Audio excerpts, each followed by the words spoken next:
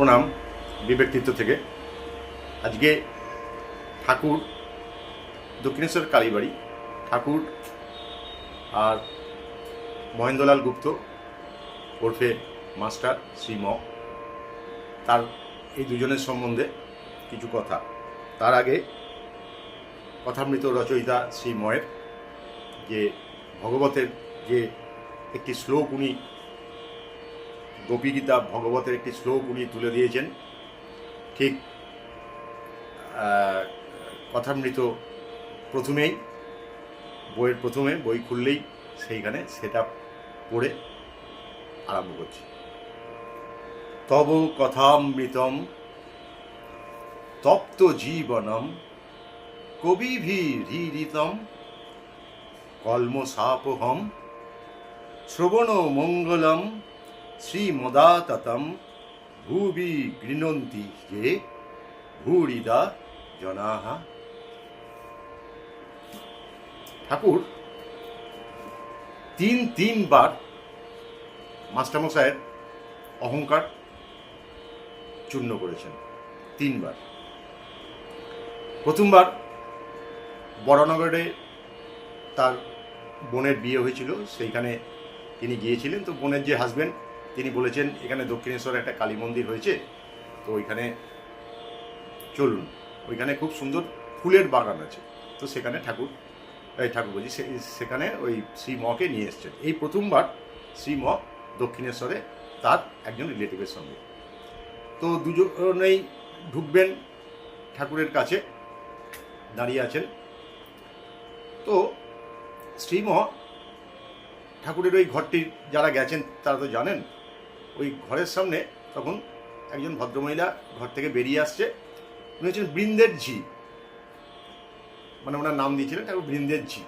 তো উনি বেরিয়ে আসছেন, তো ওনাকে মাস্টারমশাই মানে তার আগে ওই ঠাকুরের সম্বন্ধে একটু জিজ্ঞেস করে নিচ্ছেন যে আচ্ছা ইনি কি কোনো পুঁথি পড়েন, ঘরে কি অনেক বই ফই আছে? তখন ওই মহিলা বলছেন ওনার আবার পুঁথি, ওনার সব মুখে মুখে, ওনার সব মুখে মুখে। তখন উনি একটুখানি অহংকার বোধ করলেন। অহংকার তো হবেই, সেই সময় উনি ক্যালকাটা ইউনিভার্সিটির ডবল এমএ এবং বিদ্যাসাগরের স্কুলের উনি হচ্ছেন হেডমাস্টার, হেড স্যার। সুতরাং উনি তখন ভাবলেন যে আমি তো ডবল এমএ আর উনি তো। তখন উনি ঘরে ঢুকলেন, ঢুকে ঠাকুরের সাথে প্রথম দেখা হলো। তারপর ঘুরে একটু বাগান ফাগান ঘুরলেন, ঘুরে চলে গেলেন। তারপরে কিন্তু ওই যে রিলেটিভের সাথে এসেছিলেন তিনি আর কিন্তু এলেন না। তিনি ওই বাগান দেখে একটু ঠাকুরের ঘরে ঢুকে চলে গেলেন। কিন্তু ওই মাস্টারের ওনাকে ঠাকুরের প্রতি একটা আস্তে আস্তে আগ্রহ, তাকে জানার আগ্রহ শুরু হলো। ওই যে জানার আগ্রহটা শুরু হলো, তখনই আগ্রহ মানে কি, তার কাছে আমি কিছু জানতে চাই। মাস্টারের খুব জানার কৌতূহল ছিল, খুব জানতে ইচ্ছা ছিল। জানতে ইচ্ছে মানে কি, তার মানে একটা লোক গ্রাম থেকে এসছে, গরিব ঘরের, এইখানে কালীবাড়ির পুরোহিত, 5 টাকা মতো মাস মাইনা। সুতরাং সে আবার এমন কি লোক, পড়াশোনাও বিদ্যেও কিছু নেই। সুতরাং তার কাছে সে কিছু জানার জন্য আসছে, মানে সেটা একটা অহংকার চূর্ণ হলো। চূর্ণ না হলে সে আসবে কেন? তারপরের বারে উনি একটা কিছু বলতে যাচ্ছেন ঠাকুরকে, কিছু একটা বলেছেন, তার উত্তরে ঠাকুর বলেছে, তার উত্তরে উনি একটা ভাবছেন যে এইটা তো এরকম তো হওয়া উচিত না। তখন ঠাকুর ওর মনের কথাটা বুঝতে পেরে সেটা ওকে বলে দিলেন। উনি তো অবাক যে উনি জানলেন কি করে আমার মনের কথা। সেকেন্ড দর্পচূর্ণ।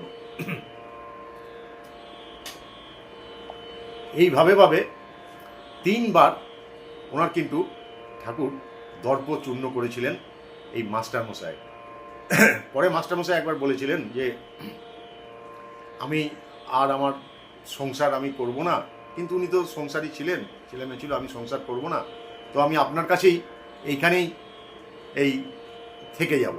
তখন ঠাকুর বললেন না না, তুমি তো সংসারী মানুষ, তুমি যেরকম কাজ করো তুমি সেইরকমই করো, আর তুমি এখানে এসো। আর ওনাকে একবার ঠাকুর বলেছিলেন যে তোমাকে আমি শ্রী চৈতন্যর দলে দেখেছি, মানে ধরুন 500 বছর কি 400 বছর আগে সেই চৈতন্য দলে ওনাকে দেখেছেন। সেটা শুনেও কিন্তু মানে মানে অন্য লোকের তো অহংকার হয় যে আমি সে সময় ছিলাম তোমার বিরাট, কিন্তু ওনার সেই সময় তো অহংকার হলোই না, বরঞ্চ আরও যা যা অহংকার ছিল সব চূর্ণ হয়ে গেল।